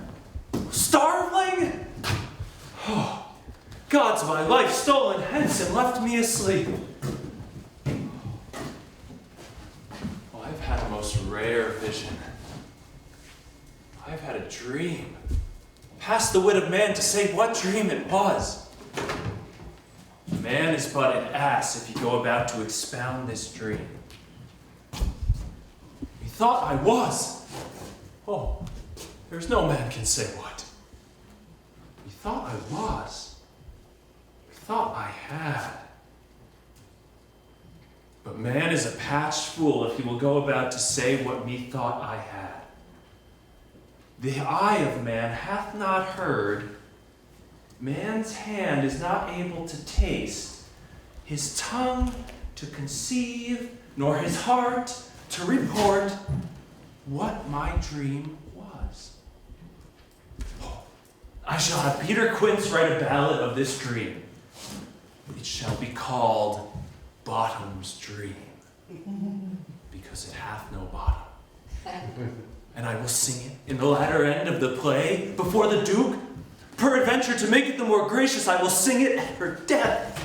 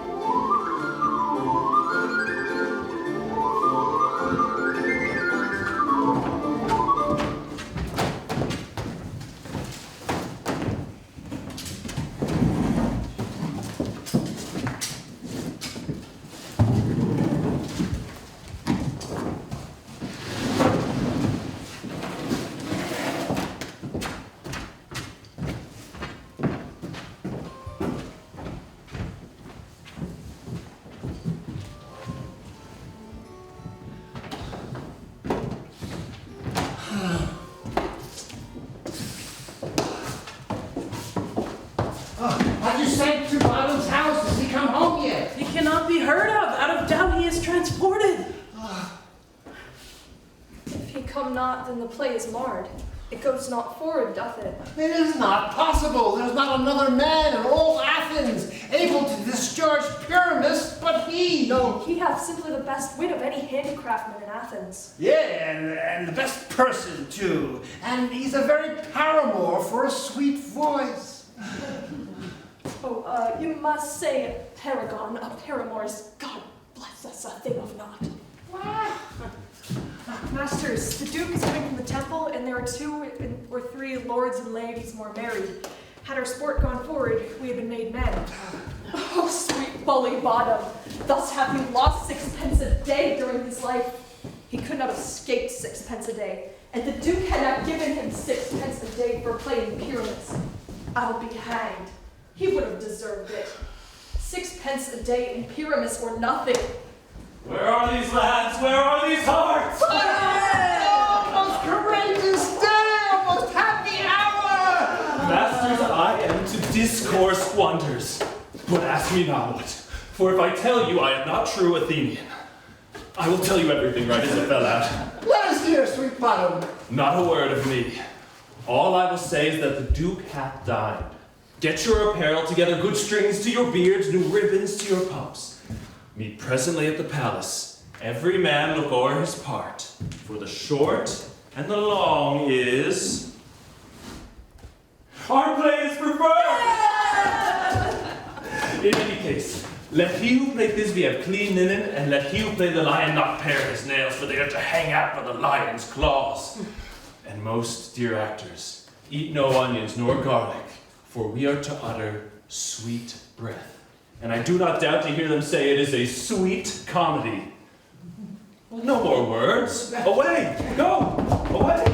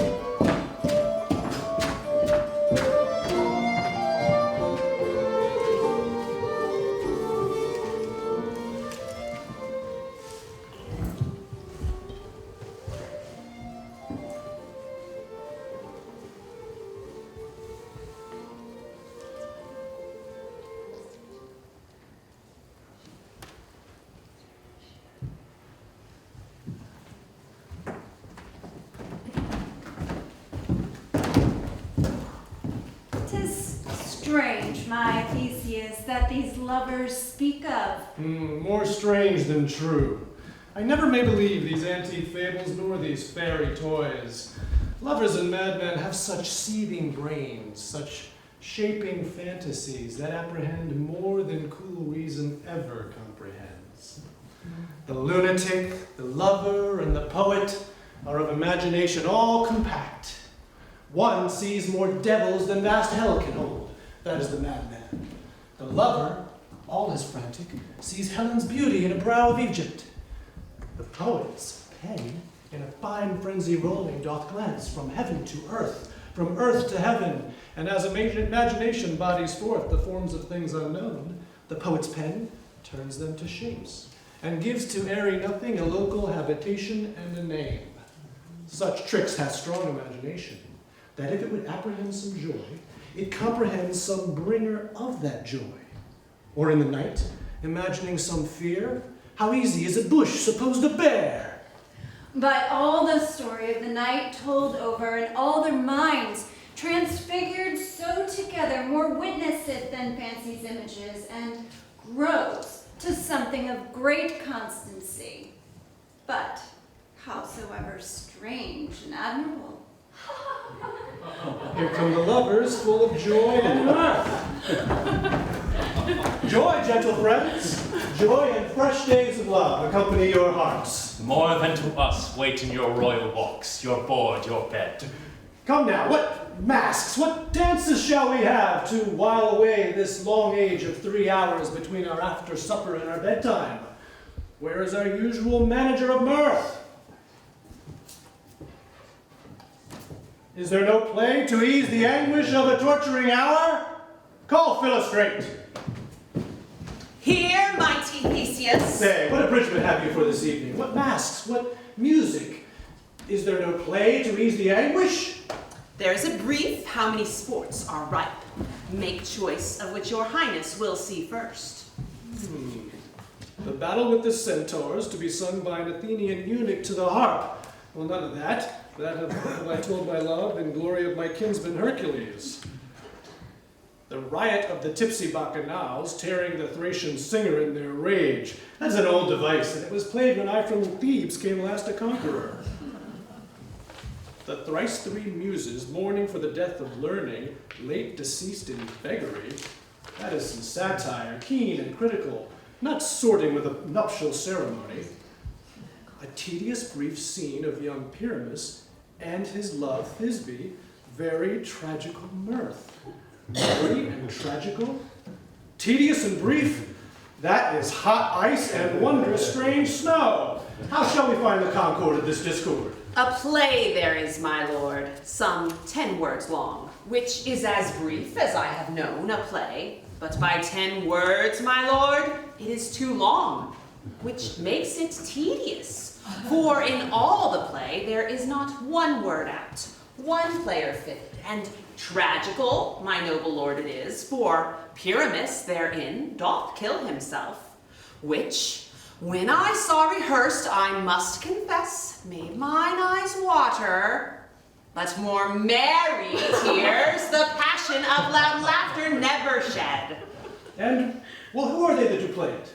Hard-handed men that work in Athens here, which never labored in their minds till now, and now have toiled their unbreathed memories with this same play against your nuptial. And we will hear it. No, my noble lord. Well, it is not for you. I have heard it over, and it is nothing in this world, unless you can find sport in their intents extremely stretched and conned with cruel pain to do you service. I will hear that play, for never anything can be amiss when simpleness and duty tender it. Go, bring them in, and take your places, ladies. I love not to see wretchedness or charged in duty in his service perishing. Why, gentle sweet, you shall see no such thing. He says they can do nothing in this kind. The kind are we to give them thanks for nothing. Our sport shall be to take what they mistake, and what poor duty cannot do, noble respect takes it in might, not merit. Where I have come, great clerks have purposed to greet me with premeditated welcomes, where I have seen them shiver and look pale, make periods in the midst of sentences, throttle their practiced accent in their fears, and in conclusion, dumbly have broke off, not paying me a welcome. Trust me, sweet. Out of this silence, yet I picked a welcome, and in the modesty of fearful duty, I glean as much as from the rattling tongue of saucy and audacious eloquence.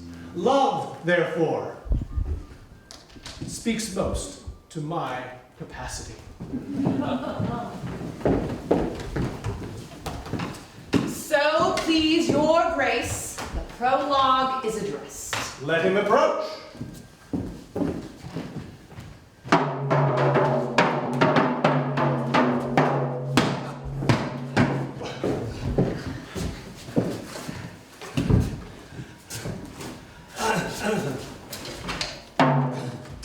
If we offend, it is with our goodwill, that you should think we come not to offend, but with goodwill, to show our simple skill. That is the true beginning of our end. Consider then, we come but in despite. We do not come as minding to content. Our true intent is, all for your delight, we are not here. That you should here repent, you. The actors are at hand, and by their show, you shall know all that you are like to know. Yeah. This fellow doth not stand upon points. He hath read his prologue like a rough colt. He knows not the start. A good moral, my lord. It is not enough to speak, but to speak truth. Indeed, he hath played on this prologue like a child on a reporter. A sound, but not in government. His speech was like a tangled chain, nothing impaired, but all disordered. Who is next?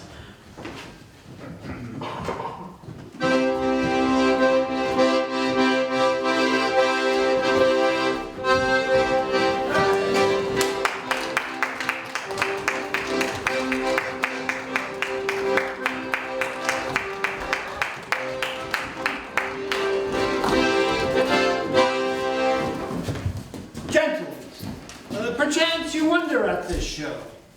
Wonder on, till truth make all things plain. This man is Pyramus, as you would know. This beauteous lady Thisbe is certain. This man with lime and rough cast doth present wall, that vile wall which did these lovers sunder. And through wall's chink, poor souls, they are content to whisper, at the which let no man wonder. This man with lantern, dog, and bush of thorn presented moonshine. For if you will know, by moonshine did these lovers think no scorn to meet at Nina's tomb. They're there to woo. This grisly beast, which Lionheart by name, the trusty Thisbe Thisbe, coming first by night, did scare away, or rather did affright. And as she fled her mantle she did fall, which lion vile with bloody mouth did stain. Anon comes Pyramus, sweet youth and tall, and finds his trusty Thisbe's mantle slain. Whereat, with bloody, blameful blade, he bravely broached his boiling bloody breast. And Thisbe, tarrying in mulberry shade, his dagger drew and died. For all the rest, that lion moonshine wall and lovers twain at large discourse, while here they do remain. If the lion be to speak. Oh, no wonder, my lord. One lion may when many asses do. In this same interlude it doth befall that I, one Snout by name, present a wall. And such a wall as I would have you think that had in it a crannied hole or chink, through which the lovers Pyramus and Thisbe would often whisper, very secretly.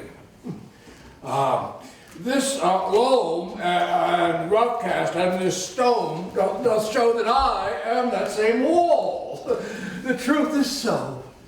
And this the cranny is, right and sinister, through which the fearful lovers are to whisper. Would you desire lime and hair to speak better? That's the wittiest partition I ever heard discourse, my lord. Pyramus draws near the wall. Silence. O grim-looked night, O night with hue so black, O night whichever art when day is not, O night, alack, alack, alack. I fear my Thisbe's promise is forgot, but thou, O wall, O sweet, O lovely wall, which standest between her father's ground and mine, thou wall, O sweet and lovely wall, and show me thy chink to blink through with mine eye. Oh, thanks, courteous wall. Jove shield thee well for this. Bah! Oh, but what see I? No Thisbe do I see, O wicked wall, oh, through whom I see no bliss. Curse be thy stones for thus deceiving me. The wall, methinks, being sensible, should curse again. Oh, no, sir, in truth, he should not. Deceiving me is Thisbe's cue. She is to enter now, and I have to spy her through the wall. You will see. It will fall down, as I told you. Yonder she comes. O wall, full often hast thou heard my moans, for parting my fair Pyramus and me. These cherry lips have often kissed thy stones of lime and hair may up in thee. Oh, I see a voice. Now will I to the chink to spy, and I can hear my Thisbe's face. My love! Thisbe! Thou art my love, I think. Think thou what thou wilt, I am thy lover's grace, and like Lamander am I trusty still. And I like Helen to the fates me kill. Oh, not Shaphalus to Procris was so true. As Shaphalus to Procris, I to you. Oh, kiss me through the hole of this vile wall. I kiss the wall's hole, not your lips at all. Oh, wilt thou at Ninny's tomb meet me straightway? Dinah's tomb. Time life, time death, I come without delay.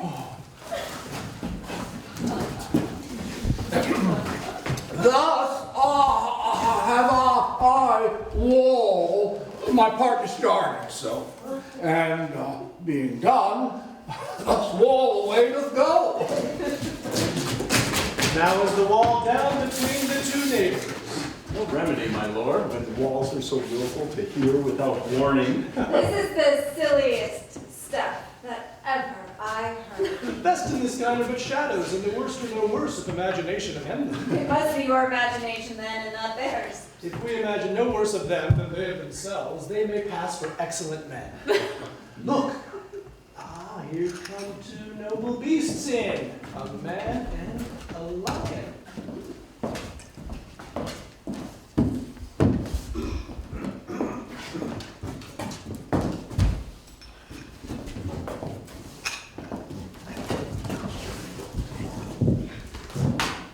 You, ladies, you whose gentle hearts do fear the smallest monstrous mouse that creeps on floor, may now perchance both quake and tremble here, when lion rough in wildest rage doth roar. Then know that I, as snug the joiner, am a lion felled, nor else no lion's dam. For if I should as lion come in strife into this place, 'twere pity on my life. A very gentle beast, and of good conscience. The very best at a beast, my lord, that e'er I saw. This lion is a very fox for his valor. True, and a goose for his discretion. Oh, not so, my lord, for his valor cannot carry his discretion, and the fox carries a goose. His discretion, I am sure, cannot carry his valor, for the goose carries not the fox. It is well. Let us leave it to his discretion, and let us listen to the moon. This lanthorn doth the horned moon present. He should have worn the horns on his head. He is no crescent, and his horns are invisible within the circumference. This lanthorn doth the horned moon present. I, the man in the moon, myself do seem to be. Now, this is the greatest error of all the rest. The man should be put into the lanthorn. How is it else the man in the moon? He dares not come, for the candle you see is already in snuff.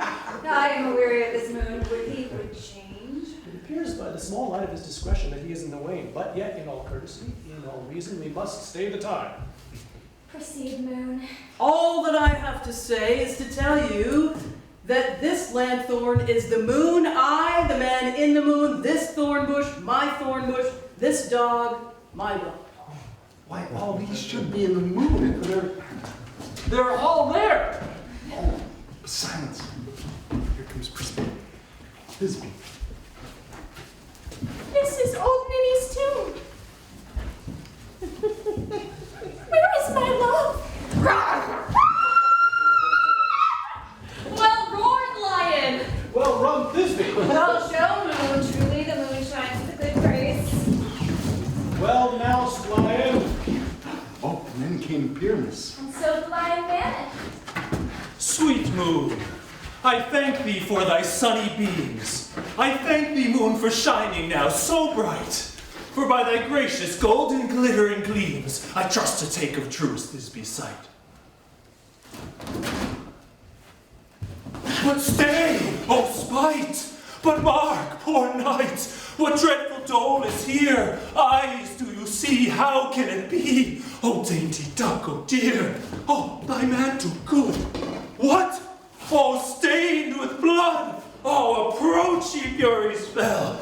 Come, come, cut thread and thrum, quail, crush, conclude, and quell! This passion and the death of a near friend would go near to make a man look sad.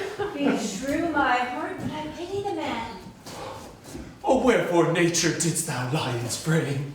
Since lion vile here hath deflowered my dear, which is, no, which was, the fairest dame that ever liked, that loved, that looked with cheer. Oh, come, tears, confound, and out sword, and wound the pap of Pyramus, I that left pap where heart doth hop. Thus die I, thus.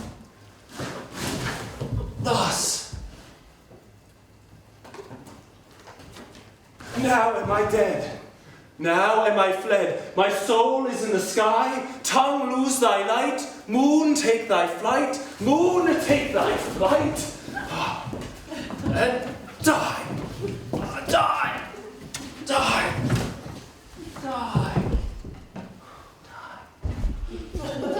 No die, but an ace for him, for he is but one. Less than an ace, man, for he is dead. He is nothing. With the help of the surgeon, he might yet recover and yet prove an ass. How chance moonshine is gone before Thisbe comes back and finds her lover. She will find him by starlight. Here she comes, and her passion ends the play. Methinks she should not use a long one for such a pyramid. She will be brief. A moat will turn the balance. Which is Pyramus, which is Thisbe, is the better. He for man, God warrant us, she for woman, God bless us. He has spied him already with those sweet eyes. Thus she means victual set. Asleep, my love? What? Dead, my dove?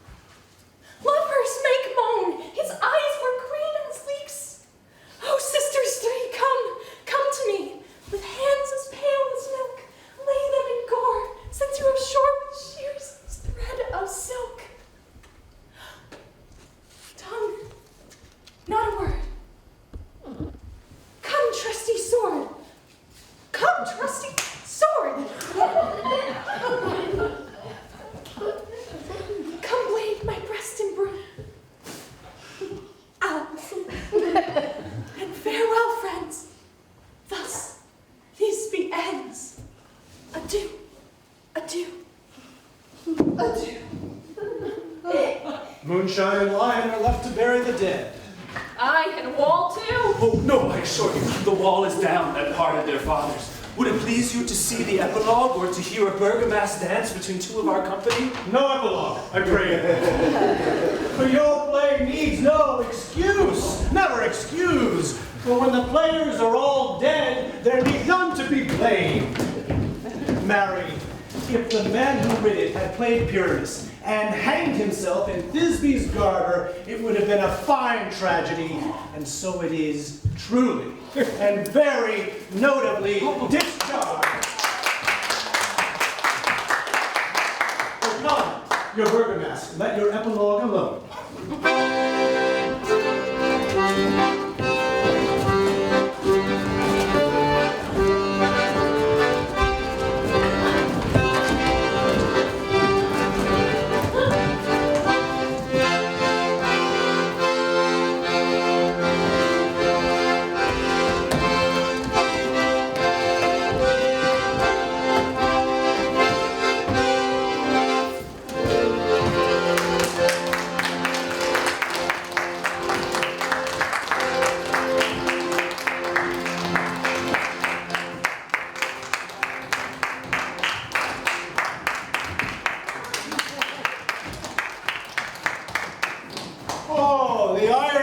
Midnight hath told 12 lovers to bed. 'Tis almost fairy time.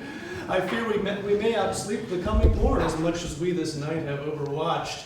This palpable gross play hath well beguiled the heavy gate of night. Sweet friends, to bed. A fortnight hold we this solemnity in nightly revels and new jollity.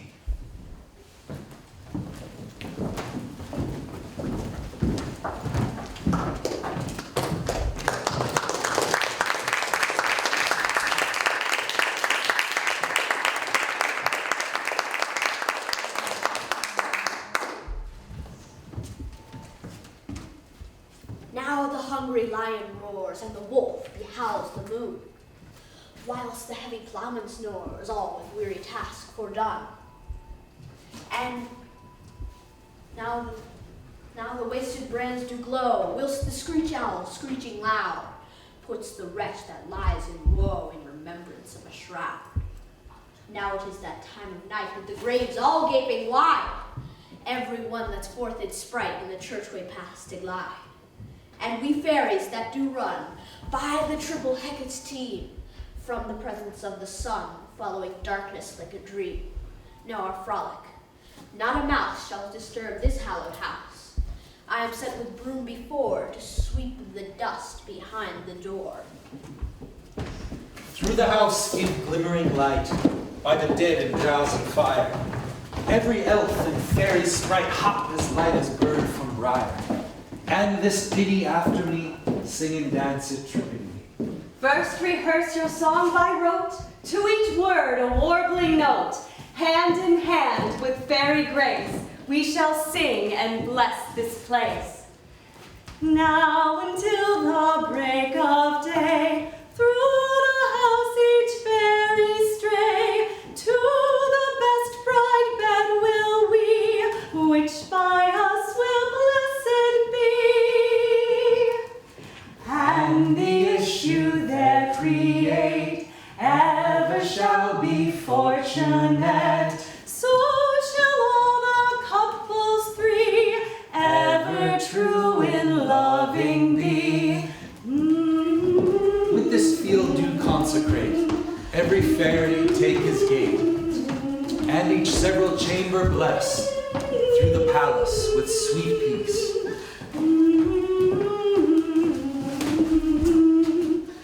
And the owner of it blessed ever shall in safety rest. Trip away, Make no stay, lead me all at break of day.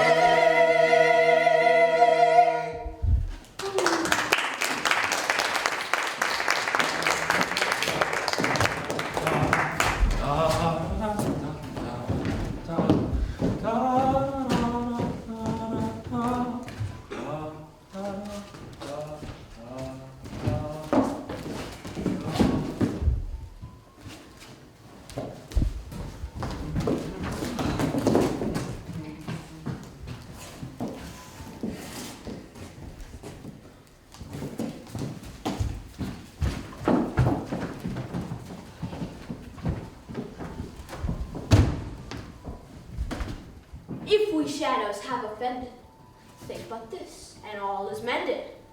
That you have but slumbered here while these visions did appear. And this weak and idle theme, no more yielding but a dream. Gentles, do not reprehend. If you pardon, we will mend.